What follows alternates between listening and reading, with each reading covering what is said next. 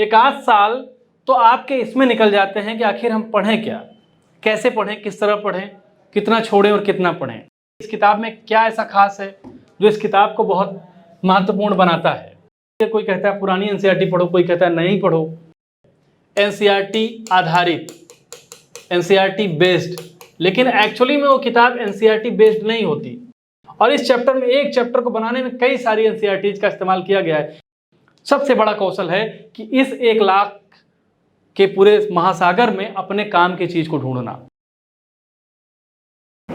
दोस्तों नमस्कार, घटना चक्र के डिजिटल प्लेटफॉर्म पे आपका बहुत बहुत स्वागत है। आज हम एक किताब के बारे में बात करना चाहेंगे और इस किताब का नाम है एनसीईआरटी सार। ये कवर पेज आप देख लीजिए बहुत ध्यान से। इसके बारे में हम डिस्कशन करेंगे और बताएंगे कि इस किताब में क्या ऐसा खास है जो इस किताब को बहुत महत्वपूर्ण बनाता है। तो एनसीईआरटी की जो पुस्तक होती है वो सिविल सर्विसेज के लिए एक आधार प्रदान करती है। जब आप अपने घर से निकलकर किसी शहर में सिविल की तैयारी करने जाते हैं या फिर आजकल ऑनलाइन ज़माने में आप घर पे ही तैयारी करते हैं और किसी सीनियर से, किसी सिविल सर्विसेज के जानकार से जो परीक्षा में पहले से सक्रिय है, आप उससे पूछते हैं कि सर शुरुआत कहाँ से की जाए, तो हमेशा आपको सलाह देता है कि आप एनसीईआरटी से शुरू करिए। एनसीईआरटी आप सब ऐसा समझिए कि अगर आप सिविल सर्विसेज एक घर है तो एनसीईआरटी उसकी नींव है, और नींव अगर आपकी ढंग से निर्मित हो गई तो घर बनाने में आपको दिक्कत नहीं आएगी। और इसी नींव के निर्माण के लिए आपको तरह तरह के लोग सलाह देते हैं। कोई कहता है कि एनसीईआरटी क्लास 6 से 12 तक पढ़ो, कोई कहता है कि नहीं 9 से 12 तक पढ़ो, तो कोई कहता है 11-12 केवल पढ़ लो। बहुत सारी भ्रांतियां होती हैं। एक आध साल तो आपके इसमें निकल जाते हैं कि आखिर हम पढ़ें क्या, कैसे पढ़ें, किस तरह पढ़ें, कितना छोड़ें और कितना पढ़ें। इन सारी समस्याओं का समाधान आपको इस पुस्तक में मिलने वाला है। कैसे मिलने वाला है, इसके लिए आपको मैं किताब के अंदर ही ले चलता हूं। आप देखिए ये पुस्तक है और इसका ये कवर पेज है। ये इसका कवर पेज है, 2024 वर्जन है ये। अब इसमें लिखा क्या है, क्लास 6, 7, 8, 9, 10, 11 एंड 12, यानी इतनी कक्षाओं की एनसीईआरटी के जो मुख्य अंश हैं, जो इंपॉर्टेंट एस्पेक्ट हैं, जो इंपॉर्टेंट कंटेंट हैं, जो आपकी परीक्षा के लिए बहुत महत्वपूर्ण हैं, हूबहू इस किताब में रखे गए हैं और चैप्टर वाइज इस किताब को निर्मित किया गया है सुव्यवस्थित ढंग से। एक इंपॉर्टेंट बात, एनसीईआरटी मूलांश। अब एनसीईआरटी मूलांश से आप क्या समझते हैं? कई सारी पुस्तकों में क्या किया जाता है कि उसमें लिख दिया जाता है कि पुस्तक एनसीईआरटी आधारित है। कई सारी किताबों में आपको ये चीज़ मिलेगा। लोग कहते हैं कि पुस्तक जो है एनसीईआरटी आधारित है, एनसीईआरटी आधारित, एनसीईआरटी बेस्ड, लेकिन एक्चुअली में वो किताब एनसीईआरटी बेस्ड नहीं होती। उसमें कंटेंट जरूर होता है लेकिन एनसीईआरटी बेस्ड वो किताब नहीं होती। इसके चक्कर में आपका बहुत सारा समय जाया हो जाता है। एनसीईआरटी पढ़ने के चक्कर में आप बहुत सारी किताबें पढ़ते हैं और आपको ये नहीं मिल पाता कि एनसीईआरटी का जो मूल टेक्स्ट है उससे आप परिचित नहीं हो पाते हैं। एक और कन्फ्यूजन लोगों में होती है, कोई कहता है पुरानी एनसीईआरटी पढ़ो, कोई कहता है नहीं पढ़ो। इस कन्फ्यूजन को भी दूर करने का इसमें प्रयास किया गया है। पुरानी एनसीईआरटी और नई एनसीईआरटी दोनों के कंटेंट को इसमें समाहित किया गया है। आपको कहीं भटकने की कोई आवश्यकता नहीं पड़ेगी। एग्जाम ओरिएंटेड जो भी एस्पेक्ट हो, अगर ये किताब पर्यावरण की है तो पर्यावरण की बेसिक सब कुछ इस किताब में आपको मिल जाएगी। और इस किताब के पढ़ने के बाद आप अगर ढंग से हमारी पूर्वावलोकन का अध्ययन कर लेते हैं तो यूपी पीसीएस के स्तर पर, स्टेट पीसीएस के स्तर पर आप प्री परीक्षा पास करने लायक हो जाते हैं। किताब के अंदर चलते हैं और ये देख लेते हैं कि एक्चुअली किताब में क्या है, तो आपको ज़्यादा बेहतर ढंग से चीज़ें समझ में आएंगी। पहले चैप्टर की ओर हम आपको ले चल रहे हैं। देखिए इसमें तो ये समारंभ लिखा है कि हम एनसीईआरटी क्यों लाना चाह रहे हैं, क्या रीज़न है। इसको आप किताब खरीदिएगा तो पढ़िएगा। इसमें जो चैप्टर है वो ये चैप्टराइजेशन किया गया है, इसको आप देख सकते हैं एक बार। हमारा पर्यावरण पहला चैप्टर है, पारिस्थितिकी एवं पारितंत्र, पारिस्थितिकी तंत्र, पारिस्थितिक तंत्र संरचना एवं कार्य, पारितंत्र में पदार्थों का संचरण, जैवमंडल, जैव विविधता, जीव तथा पर्यावरण, पौधों एवं जंतुओं का संरक्षण, प्रदूषण, प्राकृतिक वनस्पति, विश्व एवं भारत मृदा के संदर्भ में बात किया गया है। कृषि, विश्व एवं भारत, आजकल एग्रीकल्चर से बहुत सारे सवाल आते हैं स्टेट पीसीएस में खासकर। खनिज तथा ऊर्जा संसाधन के बारे में चर्चा की गई है। मानवीय पर्यावरण, बस्तियां, परिवहन एवं संचार की चर्चा की गई है। प्राकृतिक संसाधन एवं उनका संरक्षण, पर्यावरण से संबंधित जो शब्दावलियां हैं और इनकी उत्पत्ति कहाँ से हुई है और क्या आप जानते हैं, एक चैप्टर ये अंतिम में दिया गया है। चलिए चैप्टर की शुरुआत में चलते हैं। पहला चैप्टर आपके समक्ष हम रख रहे हैं। पहला चैप्टर है हमारा पर्यावरण। अब इसमें यह भी दिया गया है कि हमने कहाँ कहाँ से कंटेंट लिया है। अगर हम पहले चैप्टर की बात करेंगे तो इसमें क्लास 7 की नई एनसीईआरटी हमारा पर्यावरण, अध्याय का नाम पर्यावरण। क्लास 9 की पुरानी एनसीईआरटी, क्लास 9 की पुरानी एनसीईआरटी, क्लास 9 की पुरानी एनसीईआरटी, इन सारी चीज़ों को एक चैप्टर में समाहित किया गया है। इसीलिए एक किताब आपको क्लास 6, 7, 8, 9, 10, 11, 12 नहीं पढ़ना है। आपको एक किताब पढ़नी है और उस किताब में आपको एनसीईआरटी से संबंधित सारी सामग्री एक जगह पर उपलब्ध हो जाएगी। चलिए चैप्टर के अंदर चलते हैं। सबसे पहला कंटेंट आपके समक्ष उपस्थित होता है पर्यावरण और उसके घटक। अब देखिए इसमें पर्यावरण और उसके घटक का वर्णन किया गया है। पूरा सब कुछ एनसीईआरटी टाइप आपको मिलेगा। जैसे लिखा गया है, लंबी छुट्टियों के बाद एक छात्र स्कूल जा रहा था, तब उसने देखा कि उसके स्कूल के निकट खेल के मैदान में खुदाई हो गई थी। वहीं एक मैदान उसके खेलने के लिए वहां पर था। लोगों ने बताया कि वहां एक अनेक फ्लैटों वाली एक बड़ी इमारत बनेगी।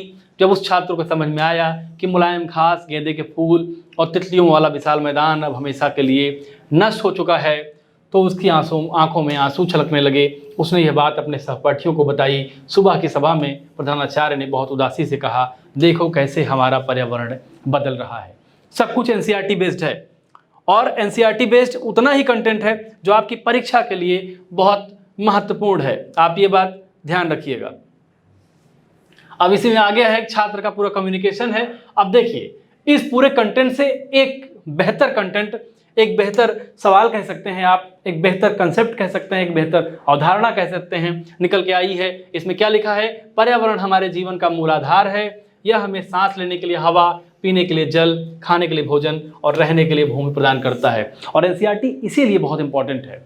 NCERT makes you understandable. NCERT आपको एक बेहतर समझ प्रदान करती है और इस समझ का इस्तेमाल जब आप सिविल सर्विसेज में करेंगे तो ये समझ आपको एक ऐसी नींव प्रदान करेगी कि आप अपना कंगूरा बहुत बेहतर ढंग से, बहुत अच्छे से निर्मित कर सकते हैं। ये हमारा पहला चैप्टर है जिसके कंटेंट को मैं आपको दिखा रहा हूँ। देखिए कंटेंट जैसे जैसे आगे बढ़ता जा रहा है, कंटेंट के बाद हमने बीच बीच में यथासंभव चित्रों का भी समावेश किया है ताकि आपको समझने में आसानी हो। जैसे यहाँ पर्यावरण के मुख्य अंग हैं, तो यहाँ जीवीय, अजीवीय, जिसमें सजीव प्राणियों का संसार जैसे पादप एवं जंतु, पादप मतलब पौधे होते हैं, निर्जीव पदार्थों का संसार जैसे स्थल की चर्चा की गई है। ये कंटेंट को और व्यवस्थित और ज़्यादा समझदारी योग्य बनाने के लिए किया गया है। जैसे इसमें देखिए आप एक चित्र बनाया गया है, एनसीईआरटी के माध्यम से इसको प्रेजेंट किया गया है। आप समझिए ये पहला चैप्टर हमारा है। फिर प्राकृतिक पर्यावरण की चर्चा की गई है। इस कंटेंट से देखिए एक इंपॉर्टेंट चीज़ यहाँ पे डेरिवेट की गई है। पृथ्वी की ठोस परपटी या कठोर ऊपरी परत को स्थल मंडल कहते हैं। अब आपको मैं एक छोटा सा एक ब्रीफ दे रहा हूँ कैसे आप इसको कैसे हम लोग निकालते हैं।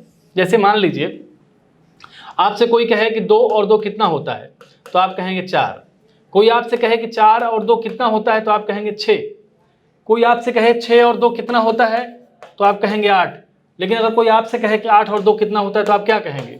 आप इन नियमों का पालन करेंगे। आपको पता है कि संख्या में अगर 2 जोड़ेंगे 4 आएगा और 4 में 2 जोड़ेंगे 6 आएगा। इसका एक माध्यम है 4, 5, 6। तो यही सेम चीज आप यहाँ जोड़ेंगे तो आपको 10 मिलेगा।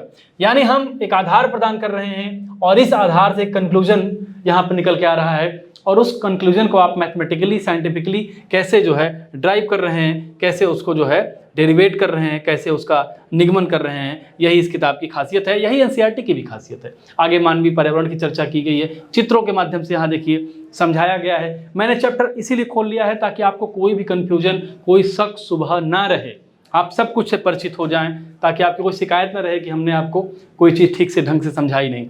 जैसे पर्यावरण के तत्व, यहाँ तत्व की चर्चा की गई है। आगे बढ़िए, यहाँ पर्यावरण से संबंधित अन्य कंटेंट की चर्चा की गई है, जैसे गतिशील पर्यावरण की चर्चा है। और अब देखिए इस चैप्टर में ये सारी चीज़ें आपको मिल रही हैं। फिर पर्यावरण और मानवीय अनुक्रियाएं हैं और अंतिम में फिर आपको क्या मिल रहा है ये मैं आपको दिखा देता हूँ। ये चैप्टर भी चल ही रहा है, और इस चैप्टर में, एक चैप्टर को बनाने में कई सारी एनसीईआरटीज का इस्तेमाल किया गया है, कभी क्लास 8 से, कभी 9 से, कभी 10 से, कभी 11 से। बहुत श्रम के बाद इस किताब का खाका इस तरह बन पाया है और एनसीईआरटी के मूल कंटेंट को, फंडामेंटल कंटेंट को हमने यहाँ पे रखा है ताकि आपको कोई ऐसी दिक्कत ना आए और आप ढंग से एनसीईआरटी को पा सकें। अब एक महत्वपूर्ण चीज़ जो आपको इस चैप्टर को बहुत ही इंपॉर्टेंट और ख़ास बना देती है वो क्या है? वो है अध्याय स्मरणिका, फ्लैशबैक। आपने चैप्टर में क्या पढ़ा, what you have read in this chapter, आपको अंतिम में मिलेगा।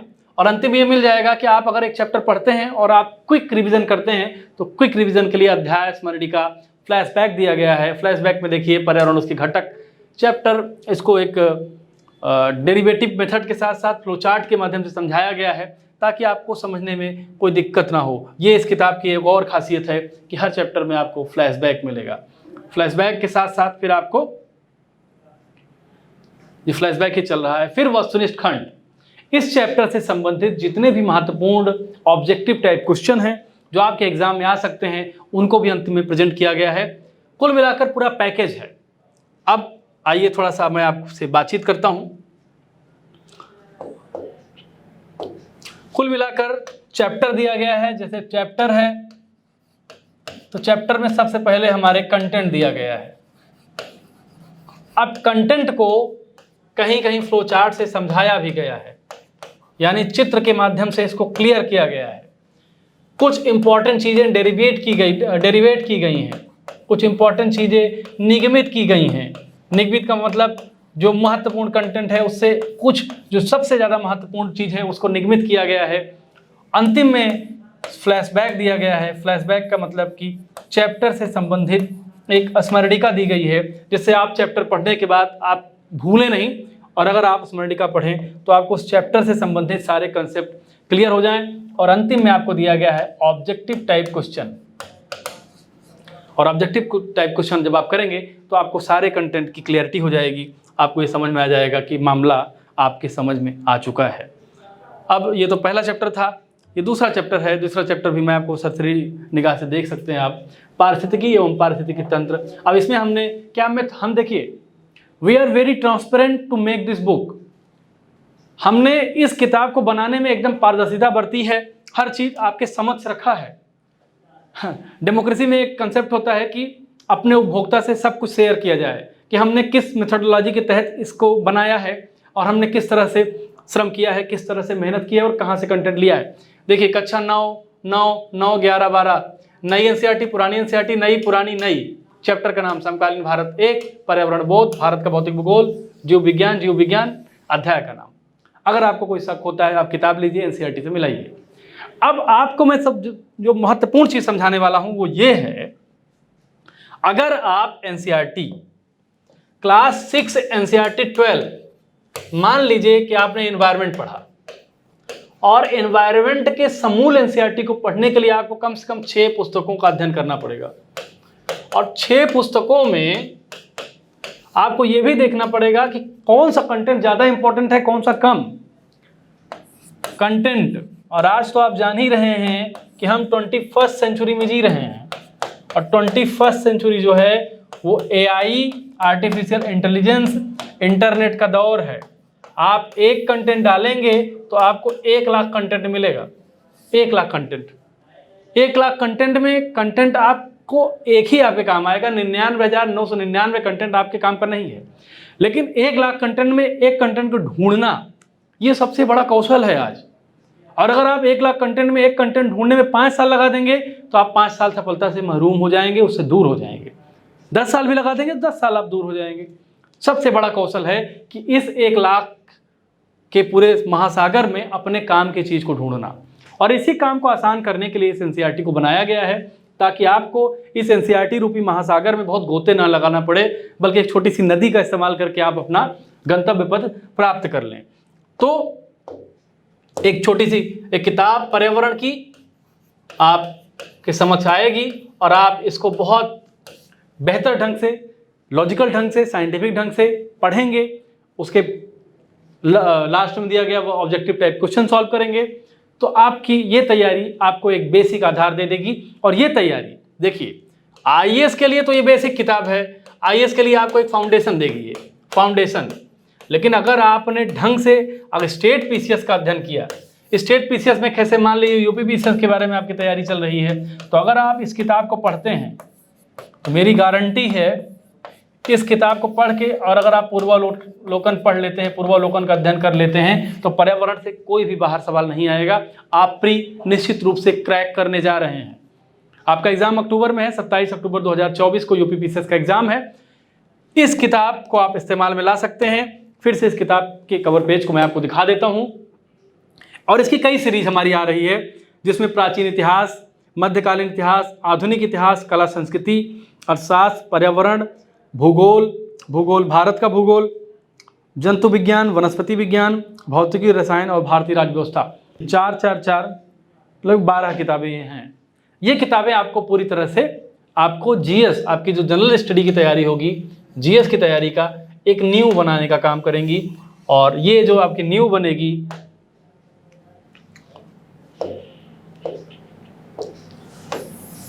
ये जो आपकी नींव बनेगी, इसी पे आपके भवन का कंगूरा खड़ा होगा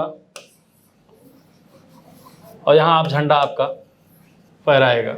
सबसे इम्पोर्टेंट यही है आपके लिए ये।